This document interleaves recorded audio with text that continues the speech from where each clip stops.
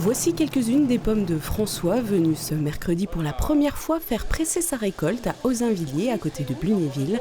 Une centaine de kilos de fruits qui vont être transformés en jus ici, dans cet atelier. L'avantage, c'est que c'est aux normes, c'est propre, toutes les normes d'hygiène sont respectées et on repart avec des produits qui sont prêts à consommer.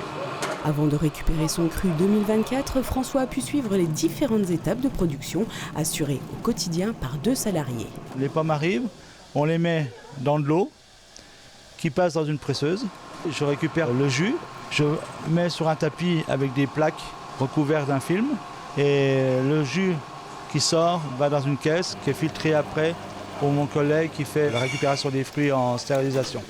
Un processus rapide puisqu'il faut compter environ 1 heure pour presser 100 kg de pommes, du moins quand tout se passe bien. Oui, c'est le bouton reset là, c'est ça?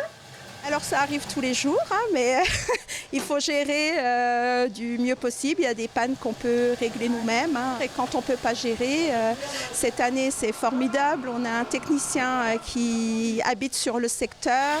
Rien de grave ce mercredi matin, la machine repart après un simple coup de fil au technicien.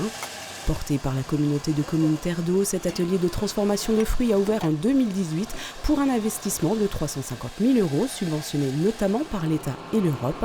Un projet qui s'inscrit dans une démarche plus vaste qui répond à une véritable demande des habitants du territoire.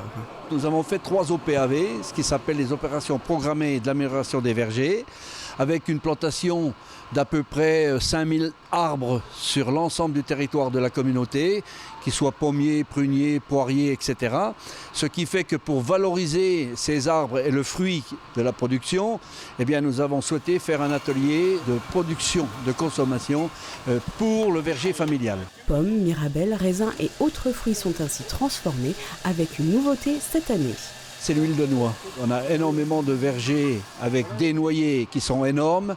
Et quand ces noyers produisent, eh bien écoutez, les noix, on en mange quelques-unes des fraîches, quelques gâteaux et le reste était perdu. Donc le but, c'était aussi de valoriser ces noix. Ça fait combien en tout alors? 83 bouteilles.